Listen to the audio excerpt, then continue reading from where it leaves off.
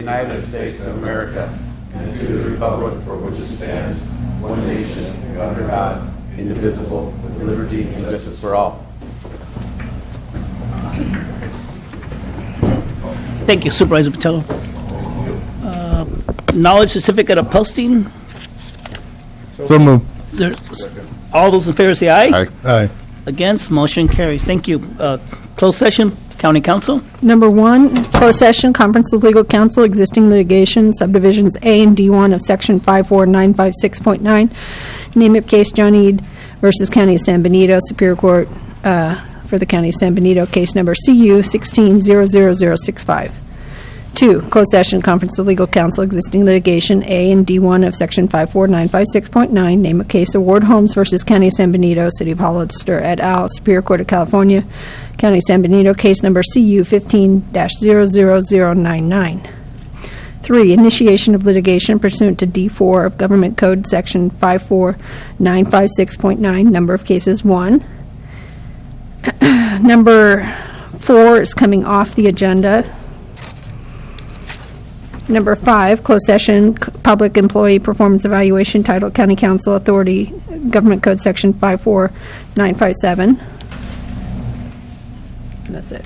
Thank you. Is there anyone from the public wishes to discuss any of the closed session items? None? Okay. We will go to closed session now.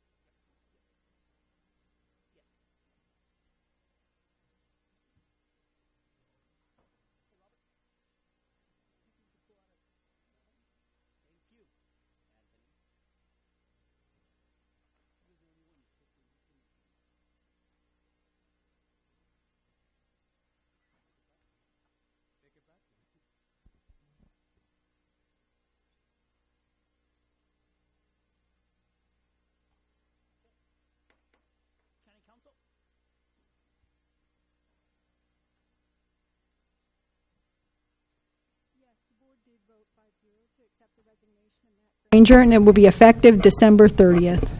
Okay. All right. Thank you very much. Now we will go to presentations and recognitions. First one is board present proclamation to Friends of the San Benito County Free Library declaring October 15, 21st, 2017 as National Friends of the Library Week in San Benito County. Supervisor Medina.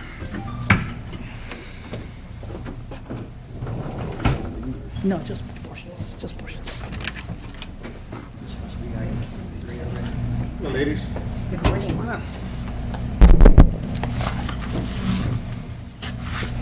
Let's state your name real quick. Rebecca Salinas, Treasurer for Friends of the Library. Ruth Erickson, historian for the Friends of the Library since 1983. Let's give these ladies a big hand right here. Thank you. Here. The proclamation, National Friends of Libraries Week. Whereas the Friends of San Benito County Free Library raise funds through grants, special occasions, and book sales, thus providing the resources for additional programs, much needed equipment, support for children, summer reading, and special events throughout the year.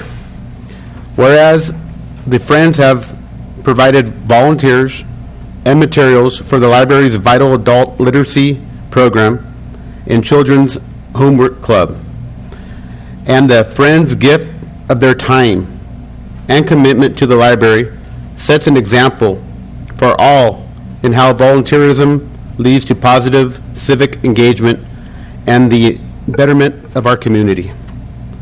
Now, therefore, be it resolved that the San Benito County Board of Supervisors proclaims October 15th to the 21st, 2017 as National Friends of the Libraries Week in San Benito County and encourages everyone to support the Friends of the San Benito County Free Library and continue to show gratitude for all they do to make our library and our county a great source of pride. Thank you very much. Thank you very much. Can you say a few words? Sure can. In the name of Susan Logue, our president, and the members of the Friends, we just want to thank you, gentlemen, for recognizing us, as you always do, and supporting us. We want to invite you to come, and the audience to come, to our book store sales right behind the library. Every second Saturday of the month, we have books. We have a lot of material for you.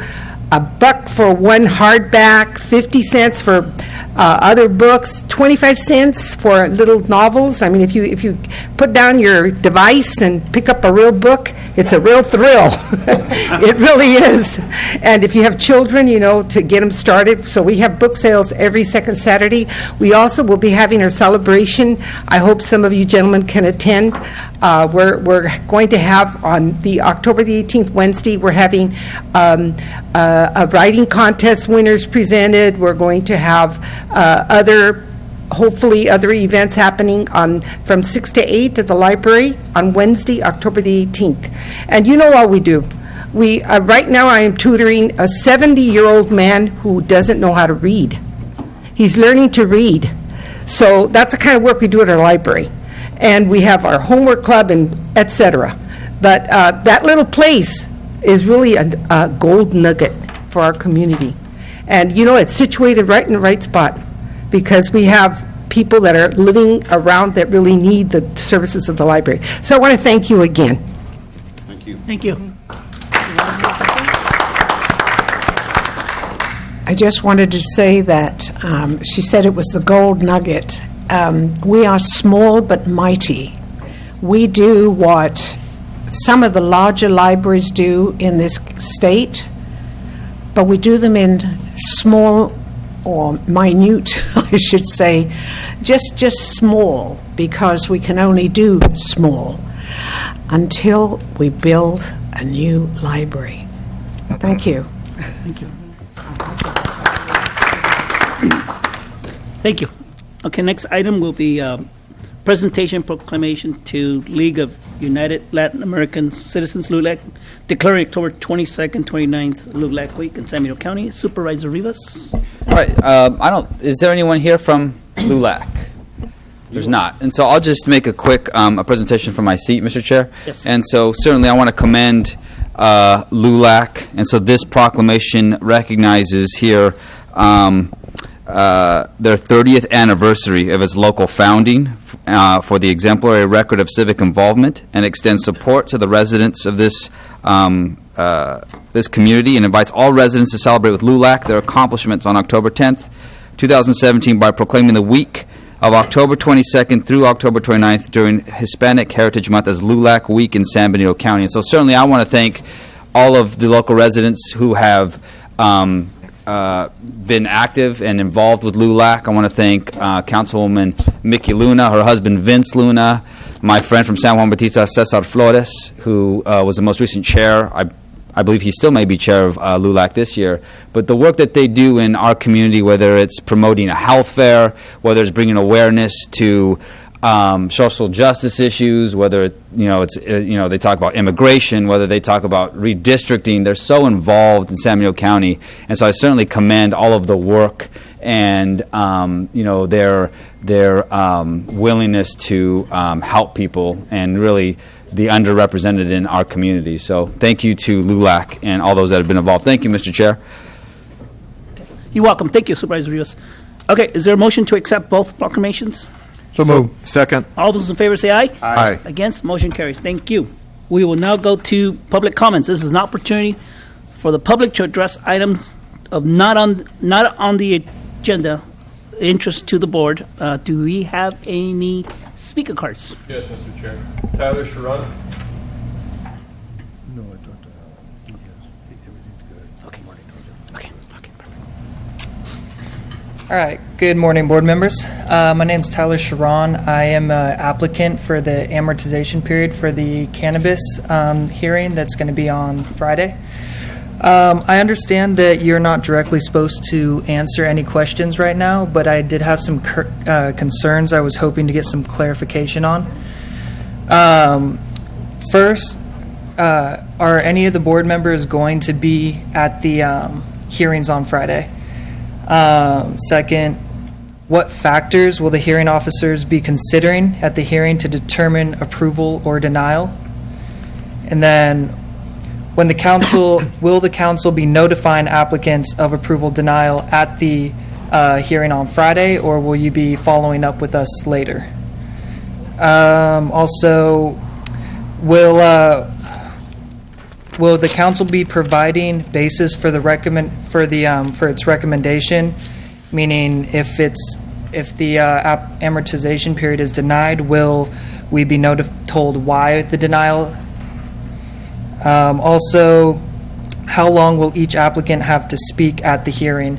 I understand that all 26 applicants are supposed to be speaking on the same day, so that doesn't. I was just trying to get an idea of how long each of us were going to have to present. And then, if denied, how long will the applicants have to clean up the property, get everything situated, and discarded? And then, how long will the amortization periods last if they're approved? And then, if denied, will applicants be able to appeal the denial? And then I left my contact information with Chase, and I hope to hear from someone. Thank you. We'll make sure our county council responds to that information, hopefully by the end of tomorrow's day. Okay. Okay. Thank you. Thank you.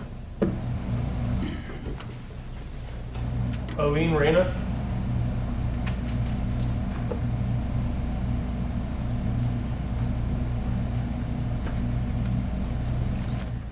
Good morning, Board of Supervisors. My name is Aileen Reyna, District Director for Assemblymember Ana Caballero, and I have a short statement from that Assemblymember that she asked me to read. Good morning, Board of Supervisors, county staff, and residents of that Assembly District 30. Last winter brought unprecedented rainfall to Metro California. The impact in San Benito County was significant, and in early 2017, my Assembly staff monitored the flooding at Lover's Lane, working with county staff on disaster relief declaration and other disaster relief efforts.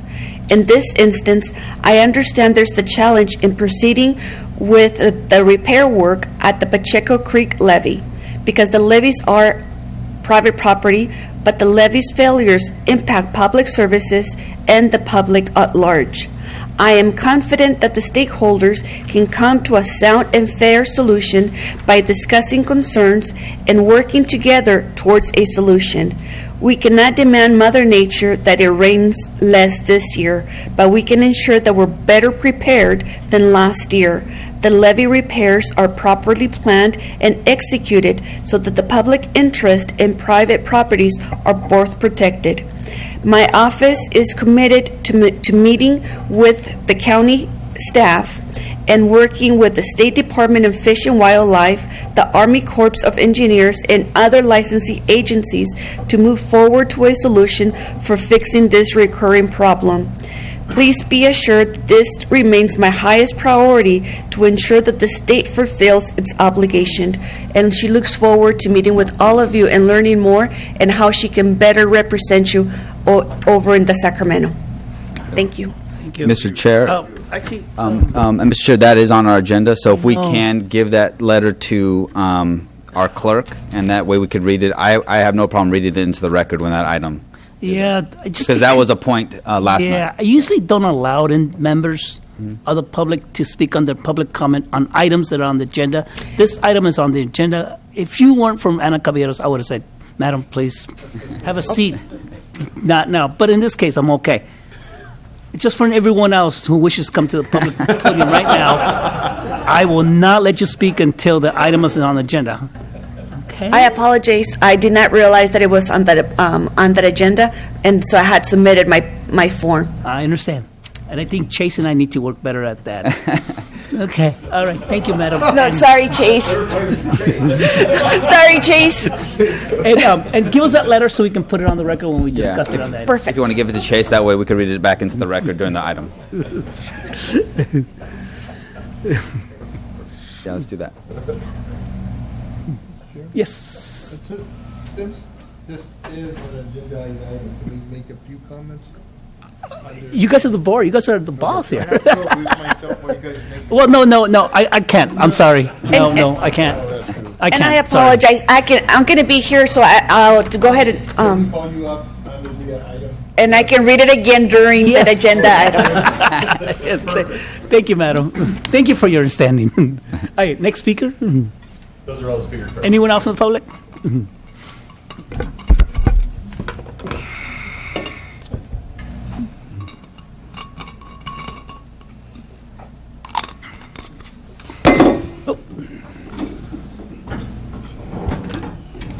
Scared you so much you dropped something. Marty Richmond from Hollister. Our representative, Ana Caballero, is working where they have the money, so we'll let her speak, and we'll let her representative speak whenever they want. Just bring the checkbook. I was going to say that, Marty. Marty Richmond, I'd like to make some comments. I've been working, reading some of the documents that have been prepared in advance, both at the Chamber of Commerce and other Economic Development Corporation, other things. And I want to talk about both a large economic and social weakness we have in San Benito County, and that is the lack of post-secondary education, either a community college or a formal education center. When you look on the map of community colleges, you have an area I call the Great Empty. There's community colleges all over the place. You know, you got one in Fresno. Oh, you got one over in Merced. You got a whole bunch of them over in Santa Cruz. You got two of them down in Monterey. You got so many of them in Santa Clara you can't even count them. And then you look at the map and there's a whole huge area, and Hollister and San Benito County are in that area, or much of that area, that has nothing. The map has no mark on it whatsoever, because we don't have anything. And let me tell you something, we're not going to go very far, no matter what else we do, if the people who we want to move here, to bring businesses here, come in here and say, where's your post-secondary education? What do you got to offer? Not only that, if you don't know it, and you probably do, post-secondary education is big business in California. Lots of money. the faculty makes a good living, and the students spend a lot of money because education is expensive, and all that goes into the economy. So if you look over at Santa Cruz, a big part of the economy over there is the UC Santa Cruz. And if you look over to Monterey, a big piece of the economy over there is Monterey Bay. And you look over, and even at Gavilan, there's a lot of employees when you add them all up. And that's a lot of salary, a lot of money out of capital. And you look over here, and there is nothing. Okay? There is nothing. There's a piece of land they bought, and there ain't nothing on it. And it hasn't educated a single member of our community at all. It's just empty land. The entire planning that they spent was less than $10,000 for our, quote, education center here at Gavilan. We're not going very far unless you guys get on their case. Thank you for your time. Thank you, Marty. Well put. Any other speaker cards? None? Okay, we'll close it. Now we go to department head announcements. CEO Ray Espinosa. Thank you, Mr. Chair. Yes, we have an announcement out of Behavioral Health. We have our director, Ellen Yamamoto, here. We'd like to have him discuss a new item in their office that they implemented. Ellen? Yeah, thank you for the opportunity to make this discussion today. So we've noticed that there's a lot of attention to a new program that we're beginning, and it's a program focused on LBGT youth. And I have with me here today Veronica Gallagher, who is our newest behavioral health supervisor, and she has been assigned as the point person lead on this project, but I want to provide a little bit of introduction to how we got there. It was about the time that the mass shootings occurred at a nightclub in Florida, and the targeted individuals were LBGT people. And it caught this board's attention. I happened to be at this meeting. I heard Supervisor Rivas make the suggestion at that time that the county needed to have a town hall meeting, pursue a resolution on the county's position on the LBGT population. And so with that, the town hall meeting was scheduled, and I did attend the town hall meeting with some of my staff. And I was made aware of some stories that were quite concerning from the individuals that attended that meeting, and particularly the youth group that was represented there. And it was Rebecca Conklin from the high school who apparently supports and runs this group. It's called the Gay Student Association. And I heard those youth come up to the podium and speak, and they shared stories of oppression, sometimes even some acts of flat-out hatred directed towards them, discrimination. And I realized the importance that this group was fragile, they were at risk. And I think for me, the takeaway message at that meeting is that we really needed to all consider deeply and to respect that we all have differences. And it was important for us to create a program to provide some support. And the ideal program track for this was our Prevention and Early Intervention Program, funded by the Mental Health Service Act. We began by starting stakeholder groups. Many of the youth that were involved at the town hall meeting attended. Very articulate people, very bright. They shared some wonderful ideas. With that, the birth of a program idea started, and we put it in our Mental Health Service Act plan, our 1617 plan. Your board approved that plan. We are funding that program. We've embarked on the initiation of that program, and we are going to have a grand opening event, and that's kind of the background of how we got there.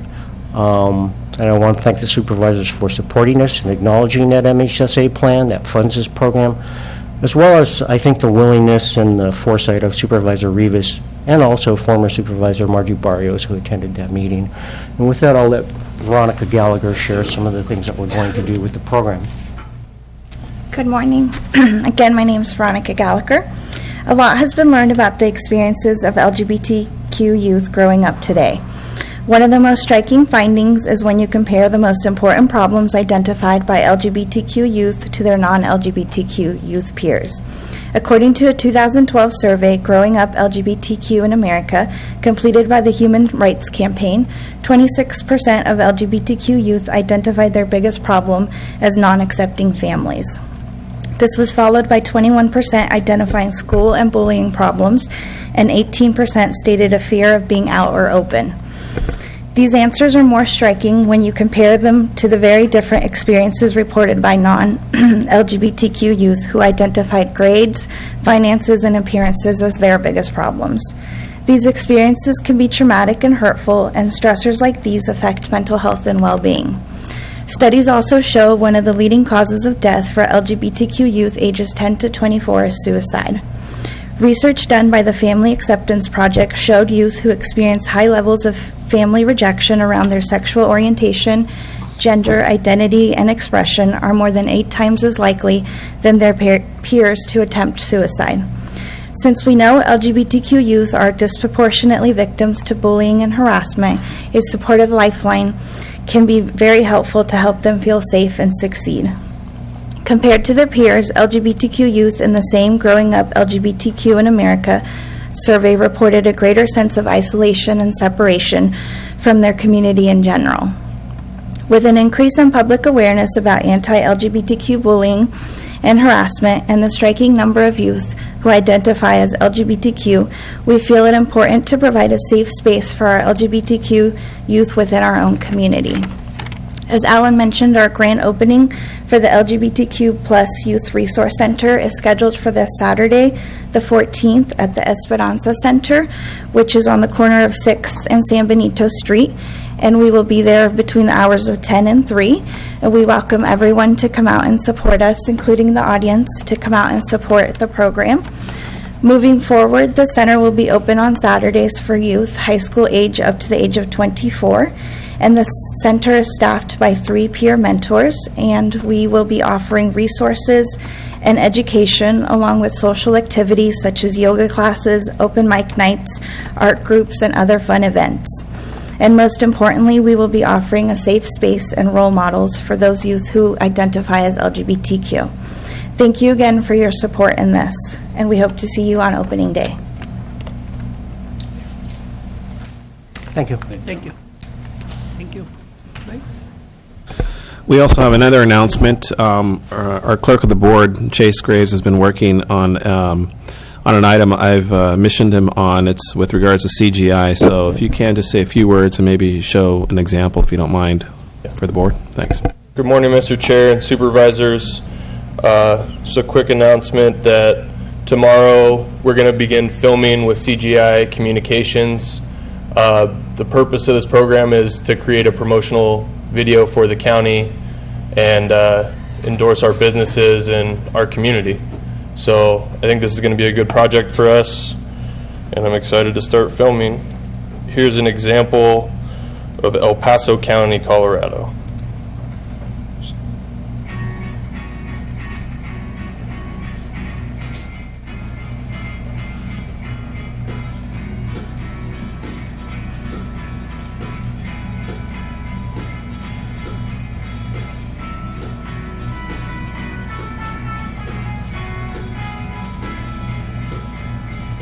The great thing about El Paso County is that within city limits, you can go 10 or 15 minutes and be in the middle of the wilderness. If you are an outdoors person, there is lots of opportunity without having to get in the car and drive huge distances. You can walk places and hike. You can ride the bike places and hike. It's one of the only places in the country where that's the case.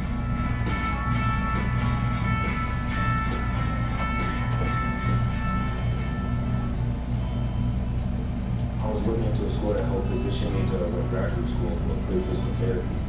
And UCCS had a perfect pre-professional program. They have a good reputation of teachers, staff. Whenever I need help, I know it's there.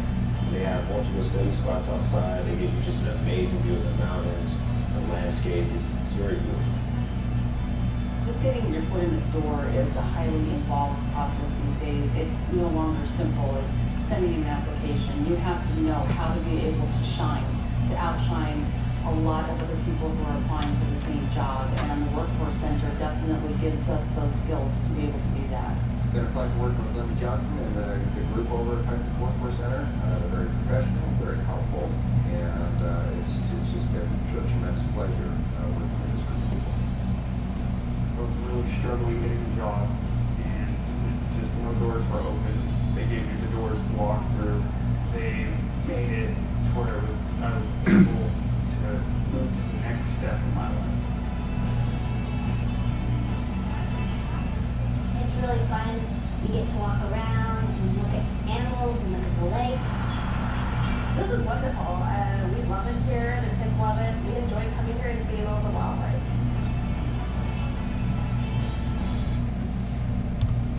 Okay, so that's an example of what our video will be like. Just a final couple points. There's a part in the video, 1 or 2 liner from each of you, several business members, and finally the video comes at no cost out of the general fund. Nothing will be taken out of the general fund. They do it with all sponsorship dollars. Thanks, Chase. Yeah, so this is something that I thought would be good. I know I mentioned this to the board a while back that we were going to be doing this. So thanks, Chase, for working on this and facilitating this. And so hopefully soon we'll have it, and then we'll show you your board when it's completed and done. The next item we have is out of our sheriff's office. We have Eric Taylor here. He's going to give a brief announcement that he's now the sheriff, right? Is that what you mentioned earlier?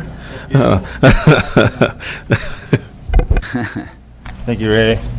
Mr. Chair, members of the board. I just want to take a few minutes to point something out that's kind of exciting for our office and our county.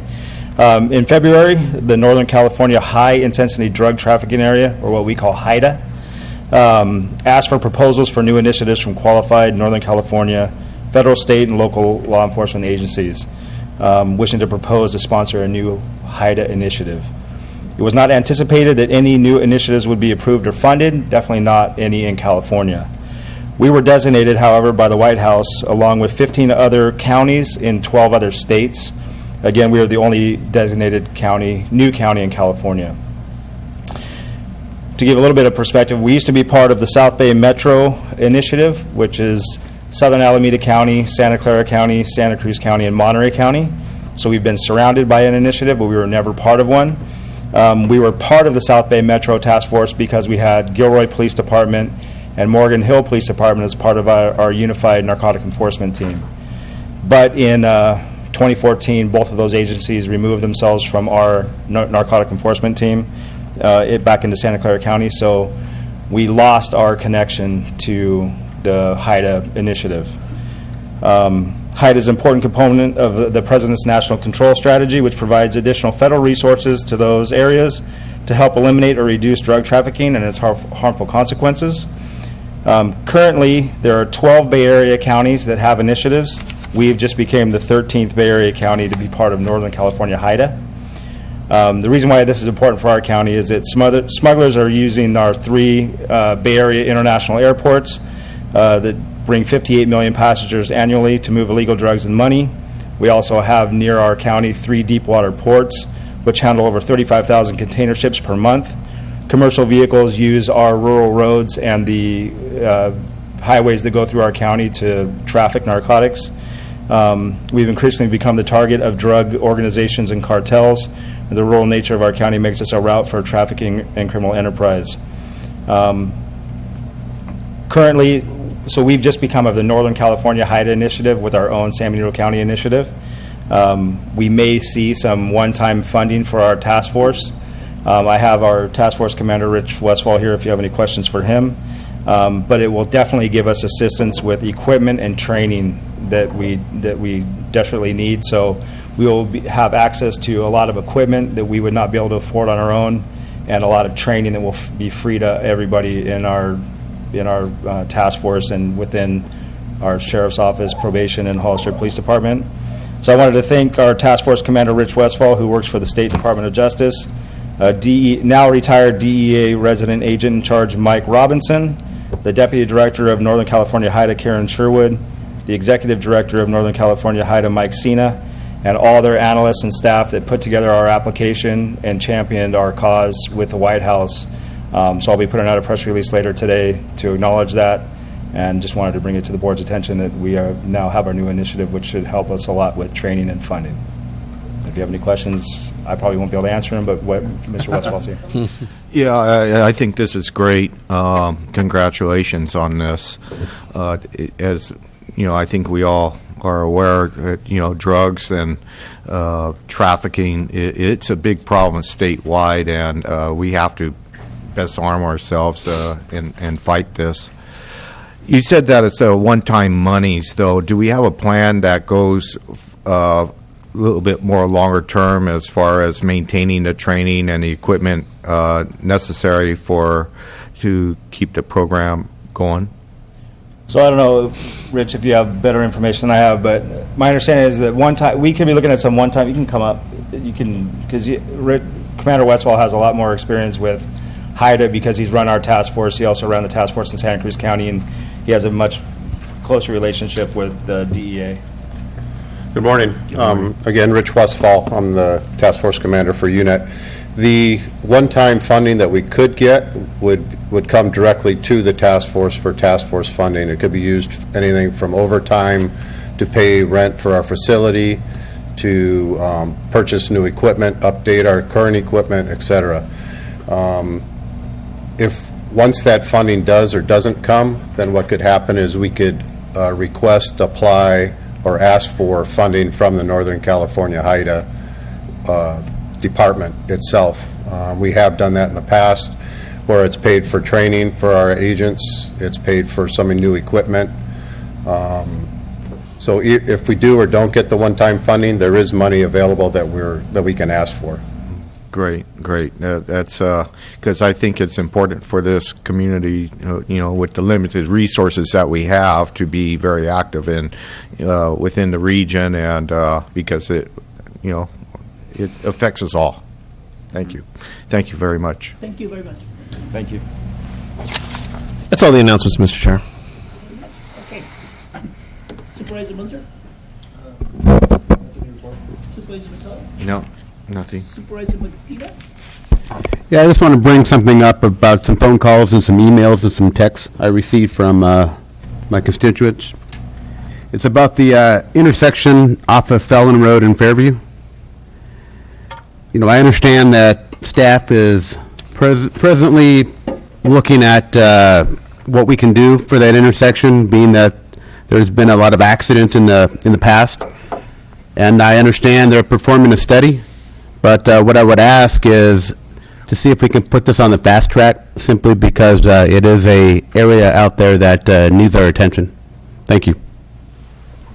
Thank you. Thank you, Supervisor Medina. Supervisor Rivas? Yeah, I did want to make a brief comment or have a recommendation, Mr. Chair. I know in the past we've talked about, we've had a lot of the discussion about the San Diego County Library. And I know last year when I was chair, I think one of our last meetings made the recommendation that we pursue any opportunity we can to have a discussion, and I think we did it at an ad hoc level, Mr. Chair. It was you and myself that were on the committee. We had a discussion with staff about kicking around ideas as far as generating some revenue, some potential revenue for a new library, an ongoing revenue stream. And so specifically we had talked about the potential for a bond, a revenue-generating bond for a library. And I know that there is a committee in this community that is out there, independent of our county library, with the goal of possibly generating interest and in doing the very difficult work of putting together a future initiative to put before voters the idea or the option for a new library in this community, in this county. Obviously, it's important to me. When I was chair during the State of the County, I mentioned the need for investment in not only a library, but in a learning center, specifically. I don't remember the specific language. But I think that I'd like to see an item on a future agenda, Mr. Chair. I'm not sure if it's next meeting. Just a discussion item. Let's kick around some ideas as far as location. I believe the county has property that could be of interest for a library site. Obviously, the site next door to us is the most ideal in the jail site here. Is it feasible or not? I don't know. But let's kick around the idea to see if what's it going to cost? What's the potential to having a future library next door to this facility? We have the parking structure. It's right behind the existing library. What's it going to cost? I mean, certainly we can possibly allocate some funding to do some kind of study to get an idea of what's going to be involved in either renovating that building, tearing it down. That way, instead of having this discussion whether it's a feasible location or not, let's try to get some answers. And that way, if it is feasible, we can actually have that discussion as a community. If it's not, then we write it off and we look for a different location. So I just want to bring back an item, Mr. Chair, through you, working with staff, just a discussion item, kick around some ideas to see if we can generate some kind of momentum for a new community library. Okay. I think it's a fair question. Looking at the calendar, just for the board's information, the next meeting in November will be November 7th, which is the first Tuesday. Typically, we meet on the second Tuesday, but because of the holiday month, we're meeting on the first Tuesday, November 7th, and then the next one will be on November 21st. So we'll put that item on the November 21st, Ray. Okay. And then we'll see where it goes from there. Thank you, Mr. Chair. You're welcome. Thank you, Ray. All right, I have nothing to report. We're going to remove item number 7 and number 20 out of consent. Is there a motion to approve amended consent? So moved. Is there a second? Second. All those in favor say aye. Aye. Against, motion carries. 7, Supervisor Botello. Okay, thank you. I'll invite the Director of Behavioral Health up again, and Oops, careful.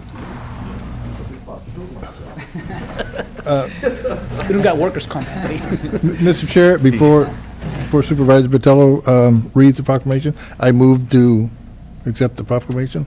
Is there a second? second. All those in favor say aye. Aye. Against, motion carries. Thank you. Besides almost tripping coming on up here.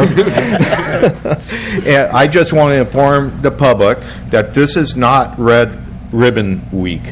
It's actually a week and a half into October, but we feel that this is such an important event in San Bernardino County that we want to present this proclamation in this meeting.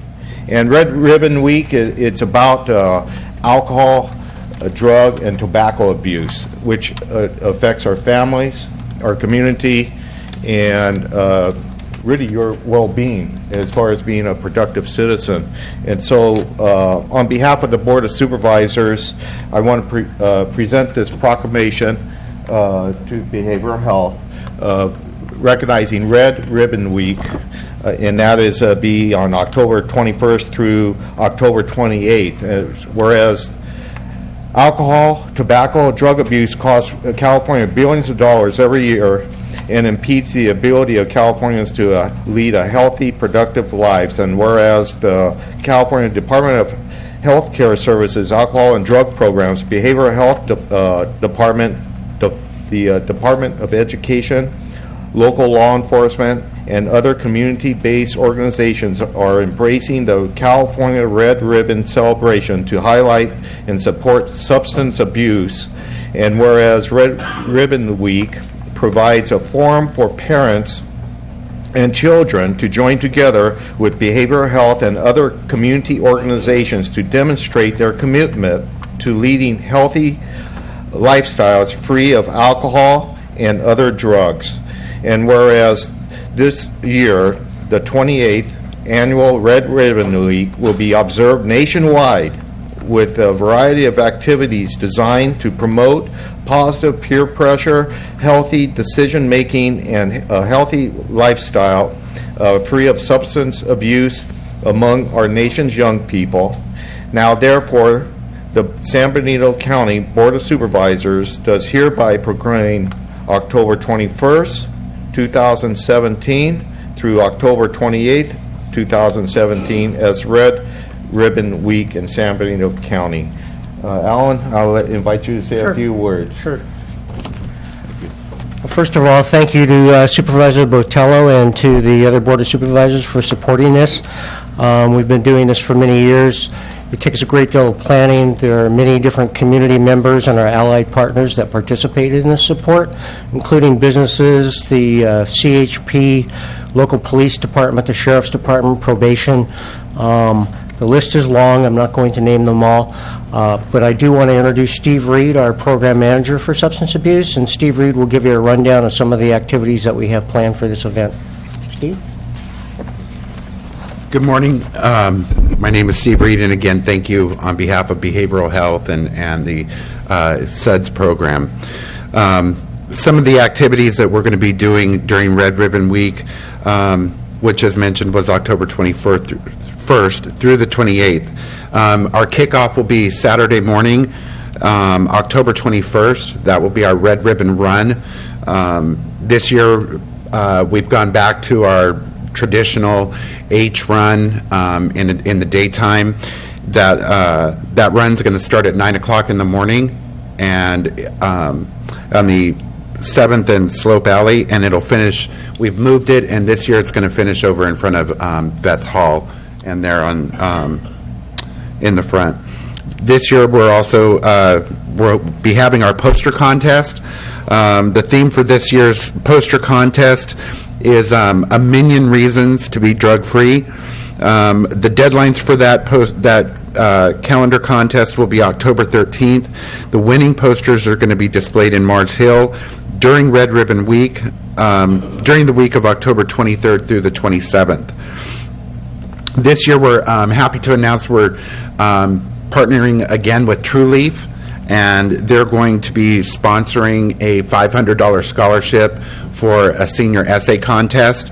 The seniors will be writing an essay on the negative effects that drugs have on our friends, family, and the community of Hollister, and how they can choose, how and why they choose to live a drug-free life. The ceremony to announce the winners of the poster contest and the essay contest will be at Mars Hill on the 25th. And again, Red Ribbon Week is a very important time. It helps to support the prevention projects that we have within this community at the local schools. And on behalf of Behavioral Health, again, I just want to say thank you to the board for your guys' continued support. Well, thank you, Al. Thank you, Steve. Thanks. Okay. Thank you. Okay. Next item that will be heard will be item number 20.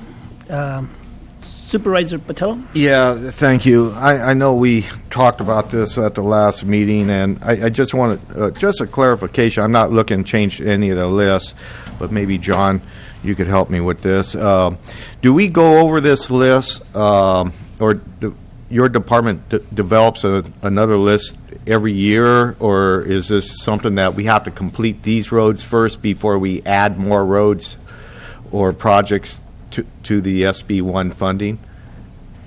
Right, yeah. So every year we'll be working on the list to add projects to the list, right, Larry? The SB1 funding, yeah. So we'll be coming back with an updated list for the future years. Oh, okay. And it's all based on the pavement management index study that was done in the past. So this is the attempt to get the projects that'll give us the biggest bang for the buck. All right. Well, it's just there's roads I'll be lobbying on in the future as we get some money. I have my wish list, Right. too. So wish list. we'll make our recommendation based on the science, and then you can tell us what to do. Okay, that works great. All right. So what happens when science interferes with politics? Okay, right? Well, we'll find out. We'll find out. Okay. Right? And one thing to add, Mr. Chair, as we presented at our last budget, this was a starting point. It was approximately $660,000. Obviously, we weren't really apprised that we would have to provide some money to offset that. But in future years, as you saw in the presentation during our budget process, that number would be actually higher. So it's going to be in the $2 million, $3 million mark in the future. So that'll help out with adding additional roads and doing additional things as well. Yeah, it's just the reason I brought this out is because road complaint season has opened early, and I've already had some phone calls and concerns about last year was bad. This year it doesn't look like it's be any better this year. And I'm envious of my colleagues on this board that don't have rural roads, and so it's going to be an issue and will continue to be an issue even as that funding gets to be a little bit more enhanced. We have a crisis in San Bernardino County with our roads, and we just have to accept some of the science. But there's areas that need to be addressed. Right. I appreciate the opportunity. It's a national crisis. SB1 is really just starting to get us back to where we were with traditional funding back in the good years before the recession. So this will help us build back the program so that we can start to tackle the road issues here in San Bernardino County again. So hopefully within a couple of years you'll start to see significant improvement. Right? Yeah, I was going to mention in San Juan Bautista, 156, they actually actually did the whole, Caltrans redid that whole road all the way up into San Juan. So there's been some work. There's been additional funding coming in to do that, obviously not in the county itself.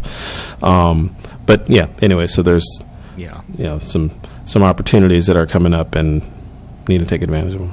Okay. All right. Anyone from the public? No, close it. What's the pleasure of the board? Make a motion to approve item 20. Is there a second? Second. All those in favor say aye. Aye. Against, motion carries. Thank you. We're going to move item number 23 next. Supervisor Botello. Thank you. Oh, okay. That means you need to. I was hoping that I could leave almost, but no. I'll be back. Be back. I'll be back. Oh, do I have to stay? I should stay. I'm a recluse myself since I do own some property in the Pacheco Creek area. All right. Thank you, Supervisor Patel. Okay. CAO Ray Espinosa. Thank you, Mr. Chair. This item is before your board. Has been on the agenda for the last few meetings. We'd like to invite I guess our county council to open up and discuss kind of where we're at with how the meeting went last night, and kind of your board had requested to receive some documentation from the residents, and kind of wanted to have that reported out by our county council. Okay. Barbara? We initially did one agreement for the levy, and then in response to comments from some of the landowners, we submitted a second levy agreement that was sent out by mail last week. And then we did additional changes and did a PowerPoint yesterday of the proposed levy agreement. We have had, to my knowledge, one agreement that's come back signed. Most of the landowners have opposition to the agreement. They don't share the county's assessment that it's the landowner's responsibility to repair the levees, and they have objections to the indemnification and other provisions of the requirement. Currently, the indemnification requirement is capped at a $50,000 limitation. It's my assessment that that modifying the agreement further is not going to result in substantially more landowners signing that agreement, and that the agreement as presented was a fair agreement in light of the significant, the expenses that the county was going to assume to repair a levee that it's not responsible for. But the landowners do not share that assessment. But I think that to change the indemnification agreement further would not be in the county's advantage, and I don't know that it would result in any more signatures. So I'm bringing it back to the boards for direction, noting that we do not have a significant number of landowners to sign that agreement. Okay, just for the board's information and the public, the board made direct the staff that to begin work on fixing the levees with the conditions that there be signatures at the next board meeting. That has not happened. So you're coming back to the board and saying, look, we can't get the signatures. What's the board's next move, correct? Yes. Okay. All right. Questions, County Supervisor Medina? I'll reserve my questions till after. Okay. Supervisor Munzer? I have no questions at this moment. Okay. Supervisor Rivas? Yeah, I'd rather you open it to the public comment. Perfect. Okay. Let me open to the public. Any speaker cards? Yes, Mr. Chair. E. Lindsay. I have no questions. No questions. Okay. Bahasa Altafi.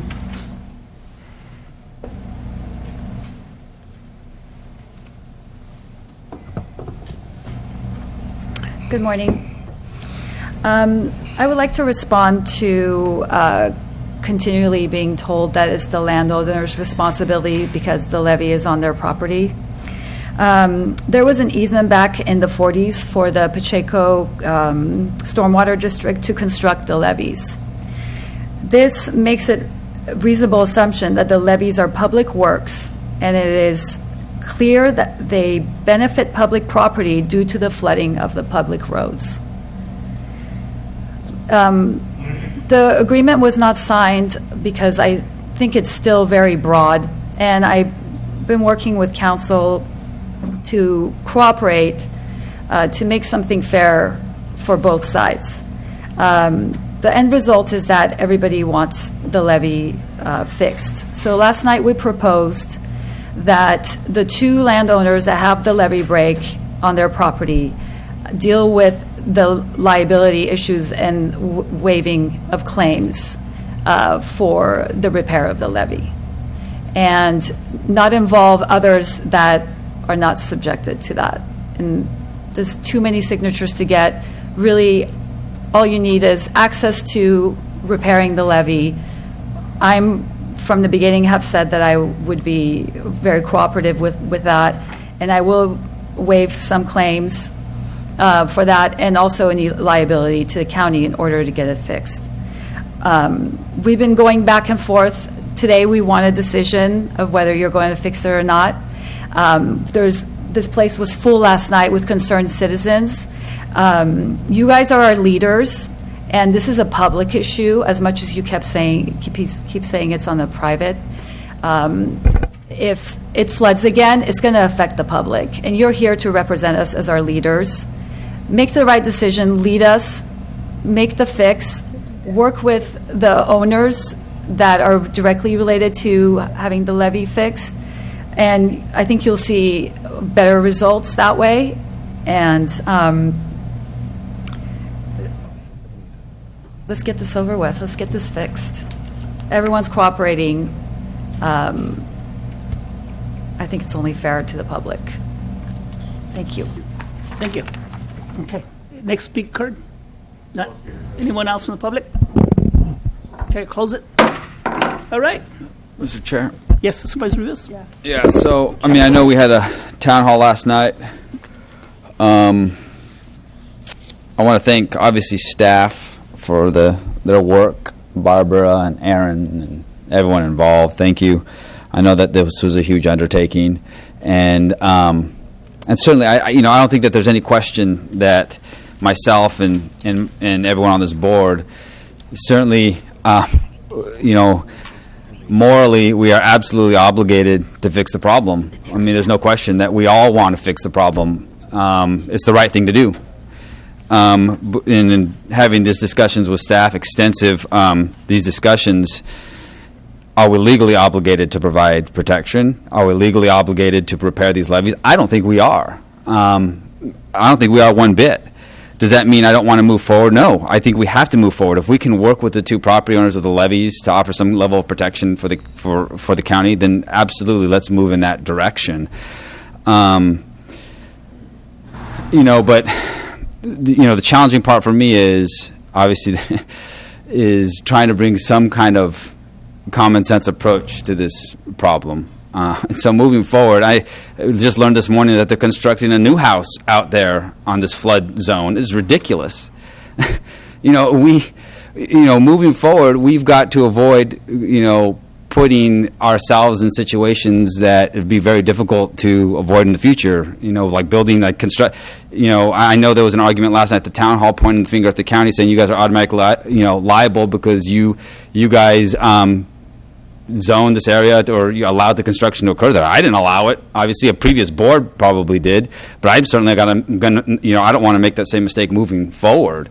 And so those are, some situations that we have to discuss, adopting some kind of policies with staff to ensure that we don't, that there are some significant regulations to constructing in a flood zone. I mean, because this is a big problem. And another discussion that we had that needs to occur, Mr. Chair, is fixing this levy. This levy problem is only a temporary fix. It's only a Band-Aid, as Mark had mentioned last night. The real problem, as I said last night, I have no problem allocating any amount of money to fix the problem adequately. And we all know fixing the problem adequately is clearing out that creek, which requires, a ridiculous amount of work. That's why I'm happy that Assemblywoman Caballero sent a representative to read a statement, because we need a lot of advocacy in Sacramento from our local representatives to push these very difficult agencies to work with to, whether it's Fish and Wildlife or whatever it is, Fish and Game.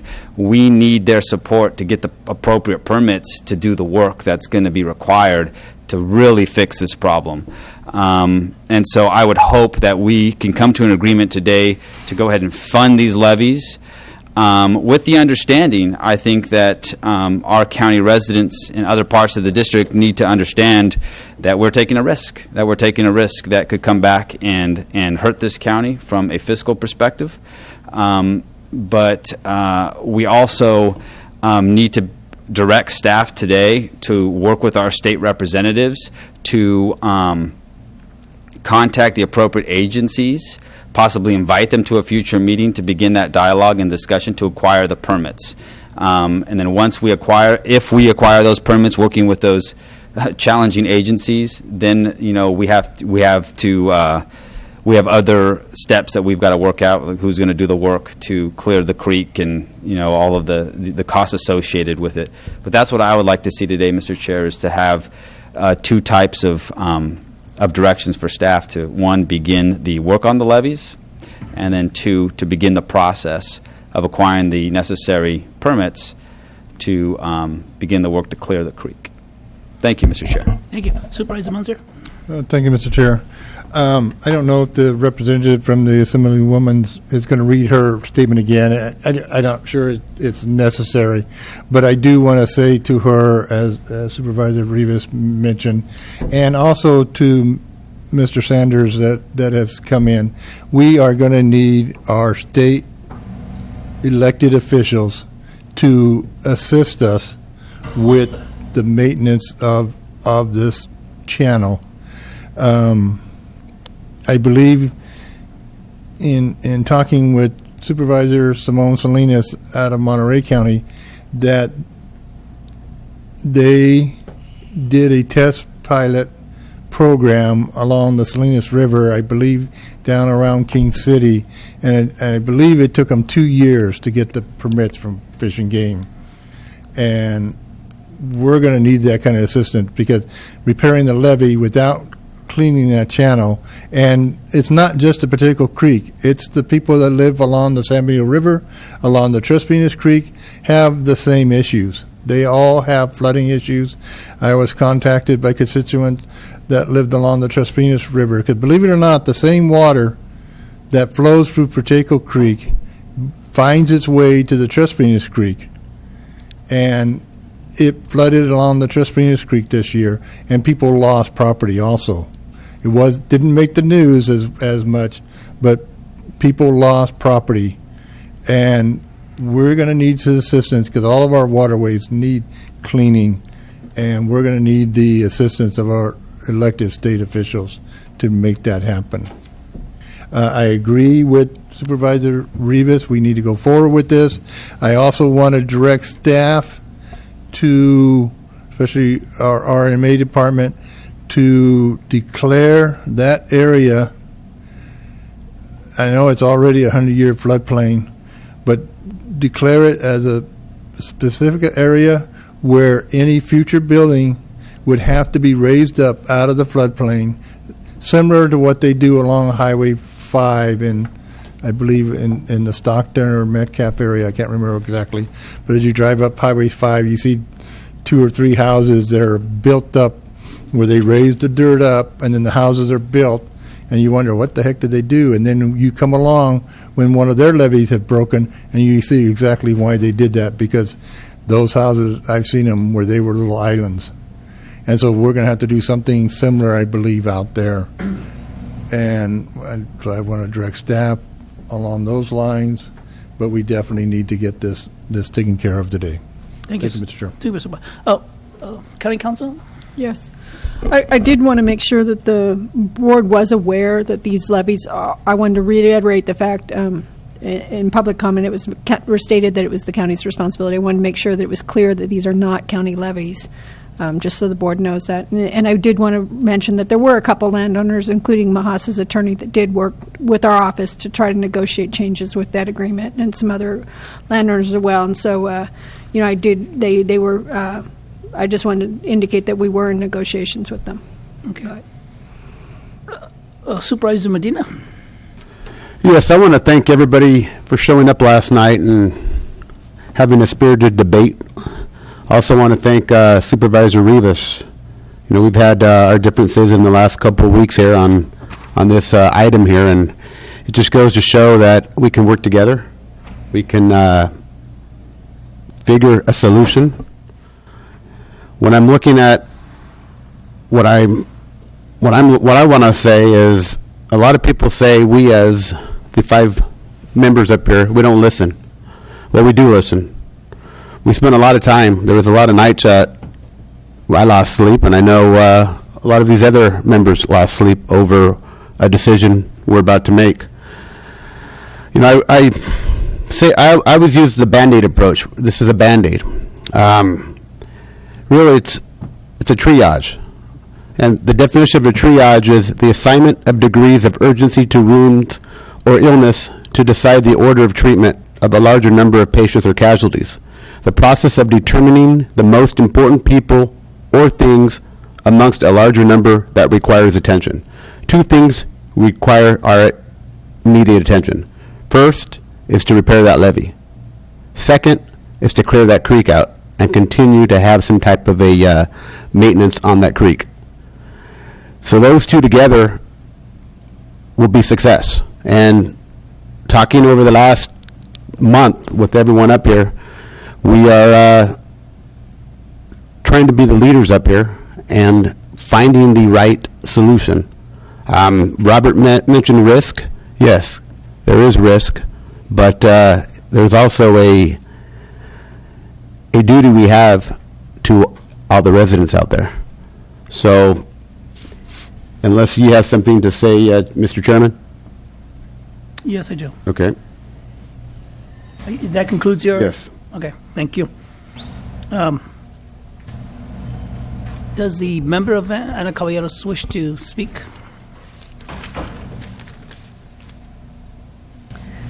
Good morning again, Chair and Board of Supervisors. On behalf of Assemblymember Caballero, I have a letter to read in regards to the Pacheco Creek levee. Good morning, San Benito County Board of Supervisors, county staff, and residents of the Assembly District 30. Last winter brought unprecedented rainfall to much of California. The impact in San Benito County was significant, and in early 2017, my staff monitored the flooding of the Lover's Lane, working with county staff on the disaster relief declaration and other disaster relief efforts.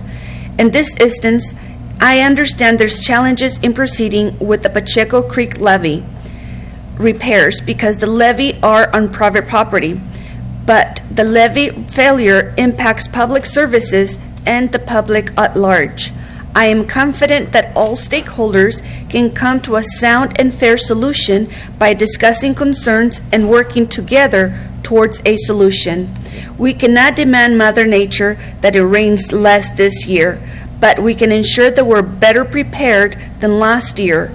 That levee repairs are properly planned and executed so that the public interest and private properties are both protected. My office is committed to meeting with staff and to working with the State Department of Fish and Wildlife, the Army Corps of Engineers, and any other licensing agency to move forward on a solution for fixing this recurring problem. Please be assured it is my highest priority to ensure that the state fulfills its obligation. Sincerely, Assemblymember Ana Caballero. And Supervisor, yes, we've been working very closely with the project over in Monterey County. One of the things that they did inform us was the challenges that they were facing with trying to get the permits for the cleanup of the Salinas River. So as a result, Assemblymember Caballero moved immediately and scheduled a meeting directly between the Assembly member and the director of the Department of Wildlife. That helped continue the discussion and to expedite those permits. So, like Assembly Member Caballero stated, our office is open. If we can be of any assistance, please direct staff to contact our office, and we'll be more than happy to assist in any way possible. Thank you. Thank you. Mr. Chair, thank you very much for that, and I appreciate her efforts in this, because this is fishing, and I think Supervisor Patella would agree with me on this. We have allowed California Fish and Wildlife to get way too much power. They've gotten just too much power, the only way I can say it, and they need to be reined back in. And we appreciate the Assembly member efforts in helping us. Thank you, and we are aware of the situation, and we're working, like I said, very closely with them. And for example, when we scheduled the call, they assumed that it was going to be a staff conference call, and they were surprised to learn that that Assembly member was part of the conference call. So that, proves that the Assembly member is committed to helping the district. So again, I encourage the staff to contact our office so that we can work together. Appreciate that very much. I too want to, thank Ana Caballero for sending you here, and I'm glad that you read it for the record, because we have it on the record now. And if there's no assistance, or we only get $1 in Monterey, or somebody else gets $100,000, then we'll definitely be knocking at your guys' door and say, "Hey, you committed, you promised. Where's the assistance?" So, thank you. I also have some concerns out there on the levee. Prior boards approved this. I think they weren't wise enough to figure out that somehow it was gonna get flooded. We need to develop policies that it becomes harder to build out there. Bottom line, I don't want more homeowners coming to our board meeting saying, "My house got flooded because of your fault." I don't want that to happen. So, Supervisor Munzer, if that's the best way to go about it, is raising it, making it harder, making sure that any new development or construction occurs, they have to identify the county. They have to. It's not acceptable. I mean, I honestly believe that we're about to open up a can of worms, because all those things that are out there private will now become public, and guess who's going to pick up for everything? San Benito County taxpayers. We're about to allocate 99% of taxpayers' money into this couple of levies here. That's exactly what we're about to do today. And in reference to the state and the federal, I hope they do come and help us out, because that's the biggest obstacle out there. We used to have a former supervisor, Red Monaco, that said the state is no friend of San Benito County. Show us that it's not true. Prove us it's wrong.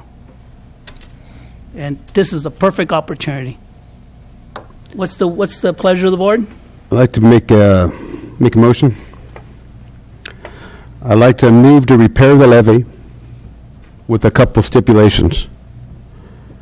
Ask staff to explore asking the San Benito County Water District or Santa Clara Water District to take over this waterway in the future. If this is not successful, we shall reactivate the defunct water district. We also will direct RMA staff to come up with a certain guidelines while building new structures in that floodplain area.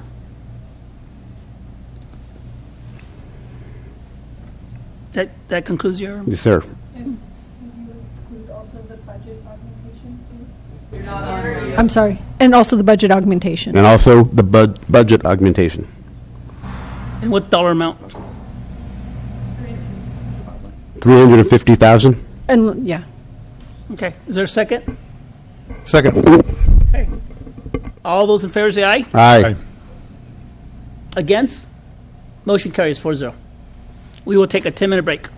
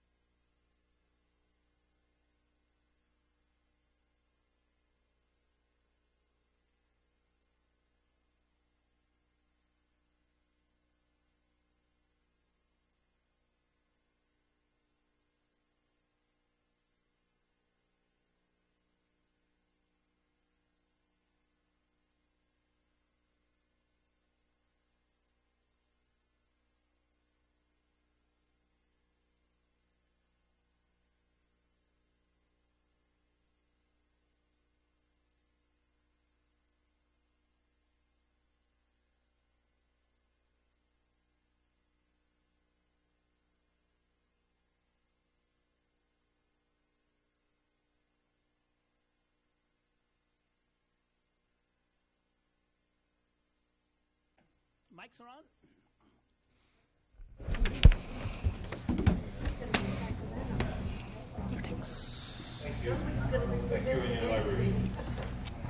Okay, next item will be number 21.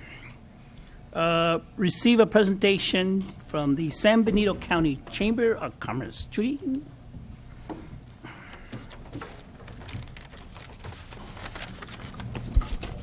Good morning. Thank you, supervisors, for asking me to make a presentation. This is for your 2016-2017 allocation. You had the $18,000 that you allocated to the Chamber of Commerce for economic development and tourism. So I'm going to show you what your funding took care of for us last year. If I can get this presentation open here. And, how do I get it to? I have no glasses on. There it is. Thank you. Okay, so as I said, that this is for your 2016-2017. This is just a short overview of the Visitor's Guide and the Central California Tourism Council that we belong to. Our Visitor's Guide, we printed 10,000 of them, and these are the areas that a short list of the areas that they were in. We have less than 1,000 left. We hope to print between 12,000 and 15,000 this next year. The Central California Tourism Map, which is the smaller one, is a co-op between several counties. That is distributed in West Los Angeles, San Francisco Hotels Visitors Center, and then the largest California Welcome Centers, plus several other areas in California. Dunbar Productions was a company that we hired once we received the allocation from you last September. We went into negotiations with them to do 2 videos for our community. And so the 2 videos have been on YouTube since June. It's had 283 views. Facebook, it hit 19,000 plus views on it. And 390 shares. It's currently loaded on the San Benito County website and other places that these 2 are on. They are on the 2 videos produced by Dunbar Productions are also available on demand. They have 1.2 million households that can view them. It will be a 1-year contract, so it will continue to show for 1 year from June to June. Also, the video that I'm going to show you for the 100-mile meals is available at 110 public access channels throughout the United States. They will show on those public access channels for the next 12 months. Big Blend Radio was also, and National Park Planner magazine was also part of the allocations that you guys gave us last year. These are the views that our top pages have received. The total views for 12 months should be 8.7. I didn't realize I made a typo until I reviewed it this morning. It should be over 8.7 million views. These are some of the different pages that we have. We have a total of 44 different pages that represent San Benito County on the National Park Planner magazine. Also on their radio interviews, they've done over 30 interviews with different county, San Benito County members, including tourism destinations. They've interviewed the Community Food Bank. They've interviewed Community Foundation. So we've done a lot of interviews, and those are also available on their online magazine. So you can review those at any time. This was the budget. We had administration cost, Dunbar Productions. We did 4 commercials on KSBW. The one commercial that we used the $900 for showed 96 times within a 2-month period. A 2-week period on both Australia and KSBW. So we used $900 of your budget to do one KSBW commercial, and I will also show you that today. And then we also used $1,250 towards the co-op for Central California Tourism Council. Big Blend Radio, we used $850 of your budget for a 12-month contract with them, and that is the one that had all the 44 websites. We do have more members to load, or more community members to load on that website. We have everything from lawyers to tourist destinations to real estate to manufacturers that are on the Big Blend Radio website. These are just a short overview of all of the projects that we have completed in the last 12 months. I invite any of you to come down and I can show you the complete list of everything that we have accomplished in the last 2.5 years. We were published in Sunset International Magazine in 12 different countries. That is a snapshot of a few of the front covers of the 12 different countries that we were in. We also did a co-op with Canada Traveler, and we did target marketing in certain areas of Canada to visit San Benito County. So I will get out of this and show you the videos that we had done. The first one is 100-mile meals, and that is the one that's on the 110 public access channels and also available on YouTube. Oh, there we go.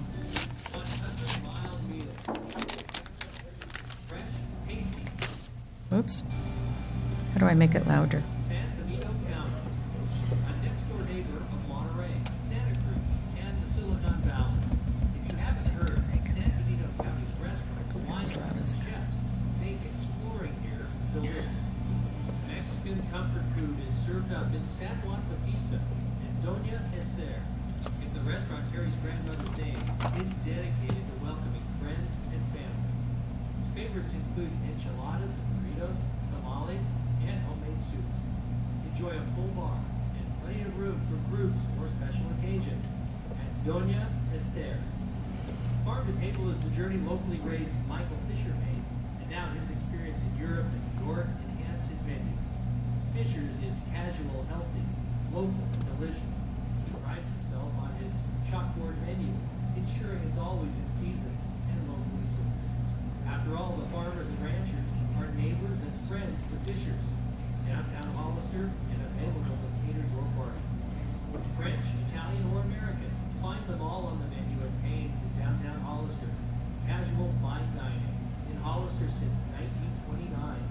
Lunch or drinks with friends, catch the game in the lounge, and always enjoy pairings of great pasta, meat, or seafood dishes with local wine. Fresh salads grown locally too, and Payne's crew will happily host or cater a special event. Roadside attraction and local favorite, Wizards Cafe, is a destination diner. Corbin Motorcycle Seat Company Cafe, and a museum gallery paying homage to Hollister's history with and love for motorcycles. Wizards Cafe dishes up great American fare, full breakfasts, and hearty lunches with shakes, burgers, tacos, and salads. If you're waiting for the new edition future car, Corbin Sparrow, getting a new seat on your motorcycle, or just hungry, you won't forget a trip to Wizards Cafe. Brought to you by Performance Food Service Legend. Okay, so that's the first one, and the second one is an overview of San Benito County. I'm sorry, this is the KSBW commercial. La Katrina Mexican Grill. Thank you. Discover San Benito County. Payne's Restaurant and Bar. Grillin' and Chillin' Ale House Brewery. Shop, dine, stay, and play in San Benito County. So that was the KSBW commercial. And then the next one is the Discover San Benito that we did with Dunbar Productions. Dunbar spent 3 to 4 days in our community, and they have hours and hours of film. We hope to do at least 2 more videos with them. Discover San Benito County. San Benito County. Have you paid a visit? I mean, really paid a visit? We invite you to come and take a close look. From the rich history that lives on today in every corner of a county far lesser known than her neighbors, though just a short drive away. People are always looking for that new, cool place to go that's not far away. And that's what's great about, where we are at, because we're close to the Bay Area. People want to escape all that.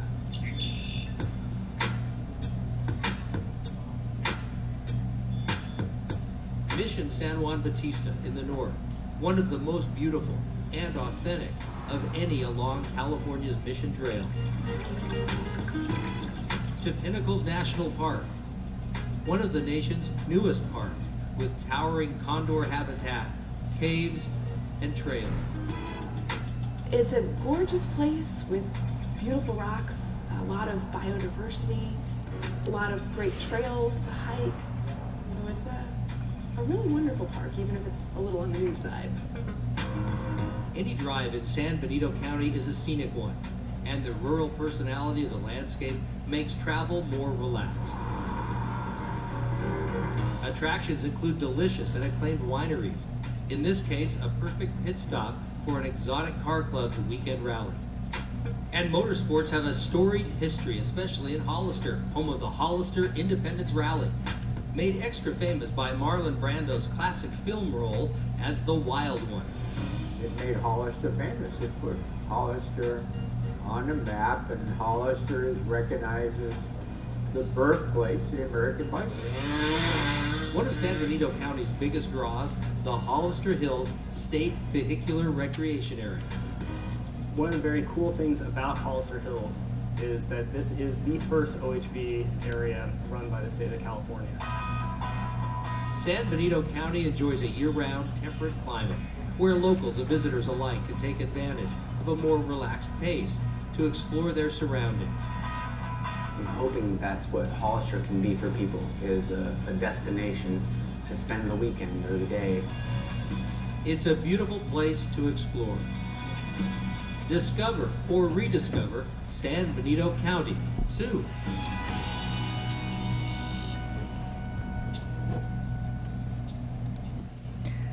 So I hope I made Supervisor Botello happy, because San Juan Bautista was mentioned more than one time in each of those videos. I know I hear from him often that San Juan doesn't get enough kudos, so I hope that he's happy with those videos. Very happy. Good. I'm glad. So if there's any questions that I can answer for any of you? No, thank you. Good presentation. Okay. Thank you. I think I'm just getting hungry now. Yeah. Okay, next item. Thank you, Judy. Next item will be 22nd. There's a slight correction on that one. We're not going to have a presentation today. I did allow it to be on today's agenda just for the board to consider discussing some of the merits that the staff actually made some recommendations to it. And one of the recommendations is that maybe the board should consider having a ad hoc committee to consider potential future economic development in this community. And also, if the board also wishes to place this item in the, what is it? The board retreat in February. In February? Yeah. I know that Supervisor Botello is the vice chair, and traditionally the vice chair becomes the chair, so I don't know, that's something within his prerogative if you wish to consider that for next year, board retreat. And then finally, if during the board retreat the board feels comfortable that we should continue and support some of the activities that the presentation would have made today, that will be placed for consideration under the 2017-18 budget. Correct, right? That's correct. Okay. You want to add anything else to that? Actually, there would be a slight correction. It'd be the 18-19 budget. I apologize. Yeah, 18, fiscal 19. year. Yeah. Sorry, my correction. Sorry.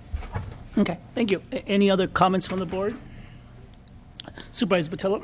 Yeah, I think the work that the Chamber is doing, EDC's doing, along with the partnerships that they have, is absolutely essential to drive economic development. And we have to be welcoming, not only, as a county and the city, and the two cities, but also the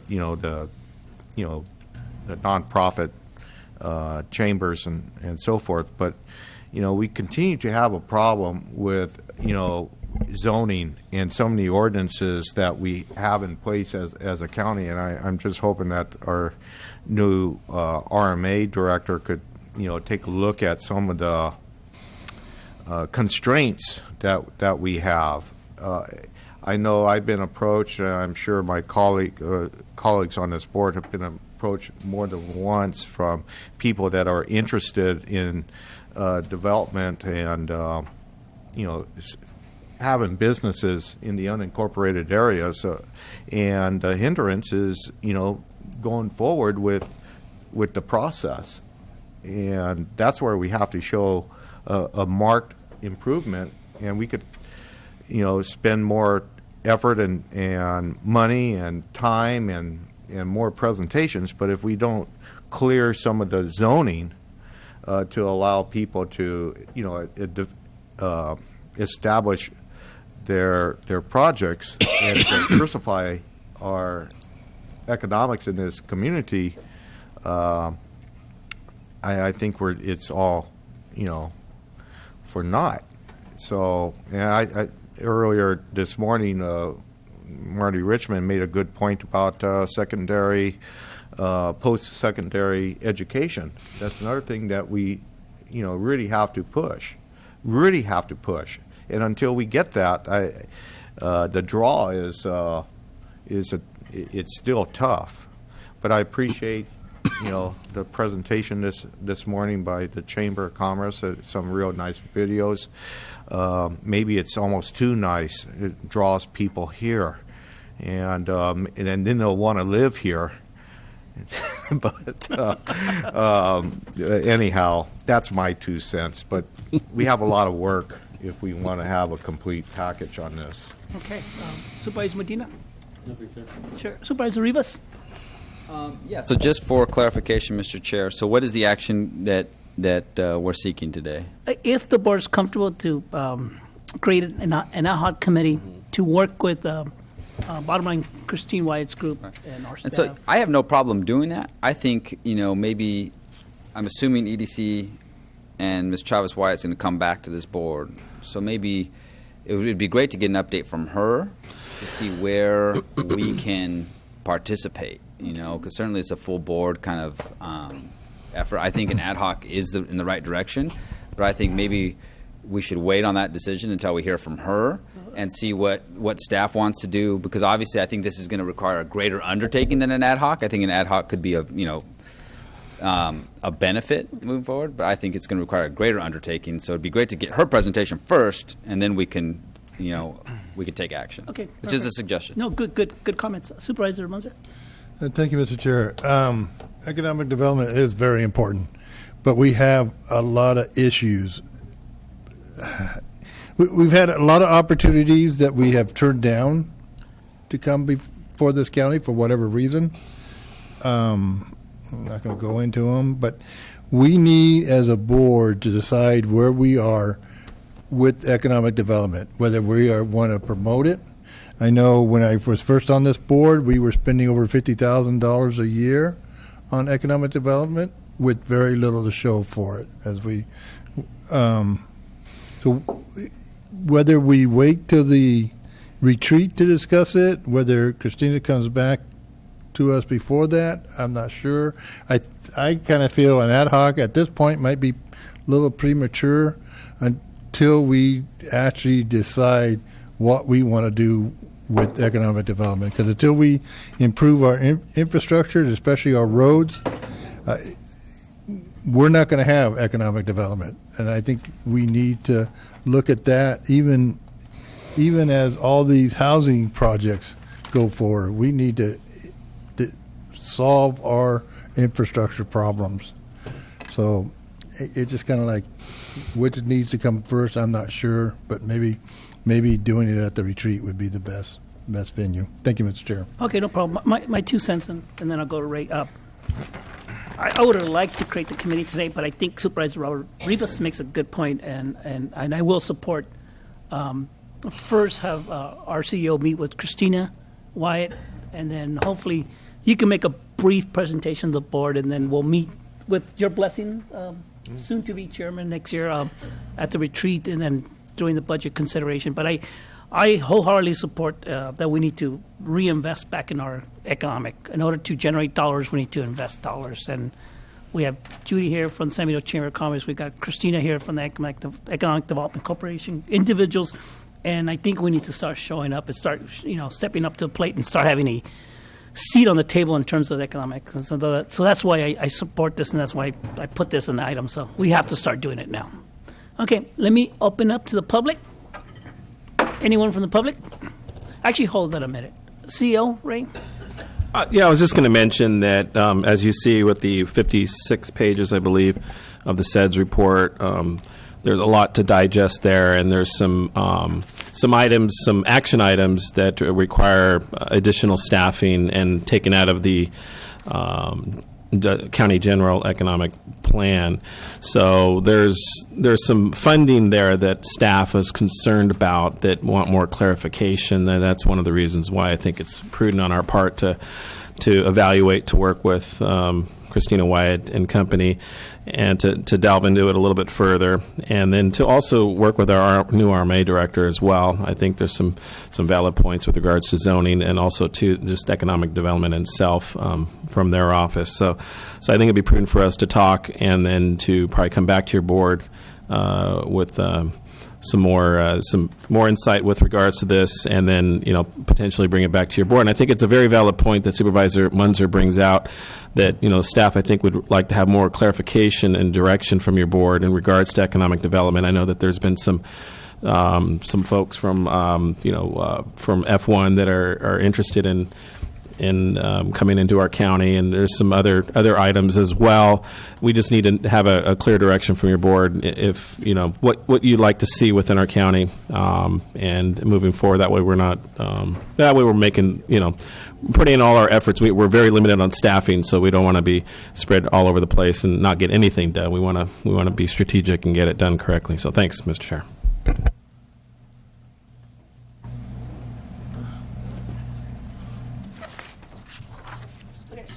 Okay, open up to the public. Marty?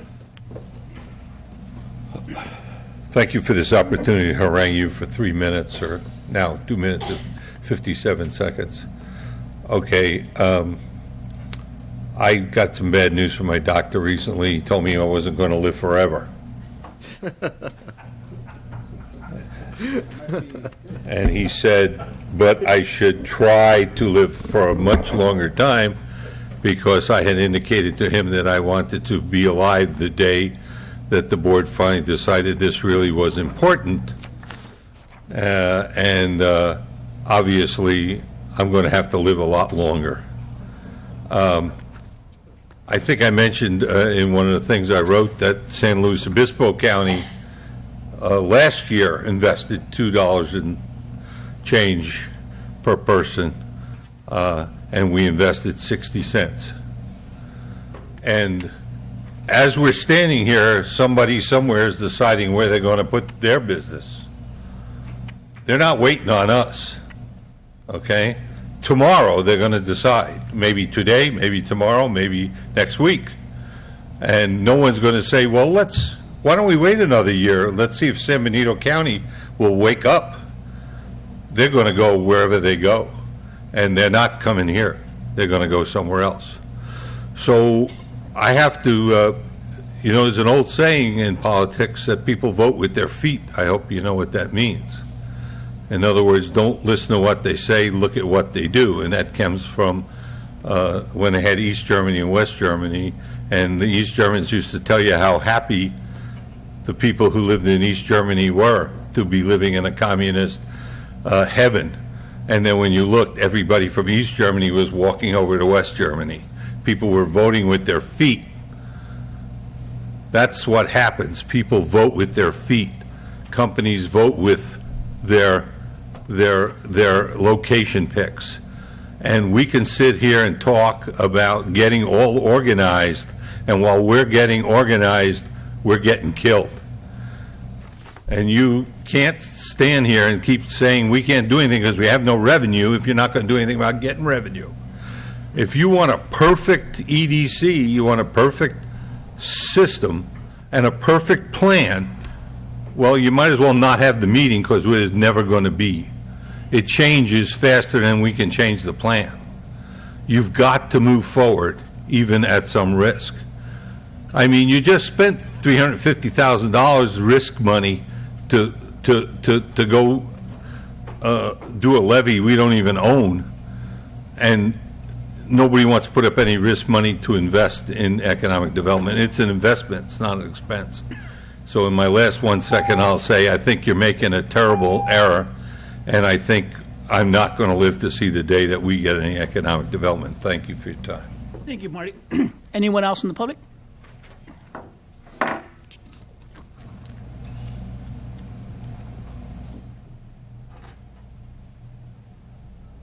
Good morning, Mr. Chairman, Supervisor, staff. Christina Chavez Wyatt, Farmhouse Communications, small business owner here in Hollister. I'm a consultant to the EDC on this SEDS project, which is the 2017 to 2022 Comprehensive Economic Development Strategy for San Benito County. I actually approached the EDC 2 years ago because our neighboring communities have these SEDS plans, and they're able to go to the EDA and the USDA to get hundreds of thousands of dollars for infrastructure grants, for programming, for staff support, et cetera. So we've been working over the last 24 months. We've done comprehensive community engagement, stakeholder engagement, demographic research, partnering with our Workforce Development Board and their staff, et cetera, to put together a plan that's probably a little bit too rigorous. And I'm really hoping that we can work with staff and the supervisors and ad hoc, anyone who's interested, maybe pare down our SEDS and to get it approved by the supervisors and sent to the EDA as soon as possible, because that's when we can get the funding. And we wouldn't pursue the funding or develop grant requests unless we agree on what the program or the project would be, which again could be infrastructure or it could be programs. All you have to do is you have to align your funding requests to job creation. We do have a 20 to 50% mandate for matching for grants, but we can also go to AMBAG, Air Pollution Control District, Gavilan College, Workforce Development to help match those grants to move forward. Again, it would be only an agreement. Also, by the county moving on approving this SEDS eventually, it opens the opportunity for San Juan Bautista, the city of Hollister, all of our special districts to also go to the EDA and USDA funds. So all this does is open a door. I also want to say that on behalf of the EDC, thank you very much for the $13,000 allocation you provided in the 2017 to 2018 budget. The EDC is planning to move forward with hiring a part-time consultant or executive director to invest those funds and matching their other support and grants they've received from the Community Foundation and members to help them move forward. So then, thank you again for your consideration, and I look forward to continue working with you. Thank you. I have a question, Ms. Wyatt. So why weren't we ready to present this report today? You've been working on it quite some time, and I guess we're continuing it to. So the EDC leadership, specifically Aaron Johnson, the president of the EDC, requested that the presentation and request for adoption be pulled due to the concerns that staff had presented in the staff report. It's important to the EDC and myself as a consultant and a lead on this project to make sure that we have consensus and support from everyone before we move forward. It needs to be a plan that everybody agrees on, that we can all collaborate to both bring into action our 12-month goals and also our 5-year goals. So until we address those situations, we didn't feel comfortable with bringing forth a presentation and having any kind of confusion or getting too much into the weeds in a public session. But I do want to say for the public and everybody else, all of the items within the SEDS and all of the background materials, data, former strategic plans, et cetera, from the EDC, I've placed on a website called businessinsanbenito.com. So all of that is present for the community to be available to it. I've also developed and circulated comprehensive resource binders that has been given given to all of the staff or the lead staff members, the supervisors, and the city councils of San Juan Bautista and the city of Hollister. We will be reviewing the draft SEDS with the city of Hollister on Monday and the city of San Juan Bautista on Tuesday. Yeah. Anyway, I'm trying to find a number just so I could wrap my arms around it. I know staff is concerned about, additional staff time, which we're very shorthanded just to provide basic level of services that people expect from government, but also, the investment that's being asked of us beyond the 18,000. Maybe the CEO has a number. 13. Pardon me? 13,000, sir. Okay. Yeah. All right. That's what I needed to know. Yeah, I was just going to add, as you saw in the staff report itself, the SEDS implementation program goals are asking the county to allocate staff resources for economic development, potentially additional staff with coordinate real estate, broker, EDC, Caltrans, public and private organizations. So we really don't have a grasp on what that number is and how much work would be involved. And I think those are the questions that kind of have come up, and we need to work with RMA and as well as Christina to understand that a little bit more. And without having those defined numbers, staff felt really uncomfortable moving forward with the board approving that, not knowing what that number is mid fiscal year with figures. So I think we need to kind of have a better plan and then present this in the 18-19 budget and have a better understanding if with regards to the SEDS and approving it has a tie-in with additional staff for the county and oversight over this. We need to understand what that is, and so I think that's kind of what's kind of transpired and happened. So for that discussion, Mr. Espinoza, I'd like to bring, I had a subcontractor, his name is Wes Urban. He's the former Economic Development Director for Yolo County, and he really has taken the lead from the technical aspects of helping us put the SEDS together, and also working very closely with Melinda Matson. She's our regional representative for the EDA out of the Seattle office. They would love to come together anytime to provide information, to really provide clarification exactly what we're asking for adoption for the county and then opportunities moving forward. The USDA and the EDA have both already given the thumbs up to the SEDS as it is in draft form. They will approve it once they receive it. All they need is a resolution from the Board of Supervisors. And I think it's about time that we need to reinvest back in our economic investment community, and I know that with Ray's leadership and your assistance, Christine, we can do something. And unfortunately, Marty, you're just going to have to wait a little while. That's just We're going to keep them around. We'll keep them running. Yeah. That's the way it works. Okay. And eat your vegetables. All right. Any further questions? Thank you, Christine. Thank you, anyone else from the public? I'll close it. Okay. Okay. Then we'll wait. Supervisor Rivas' recommendations are good ones, and we'll wait. Okay. We're going to pull the last item in closed session to the next board meeting. So by that, is there a motion to adjourn? So moved. Second. All those in favor say aye. Aye. Did I make you proud of today? You did good.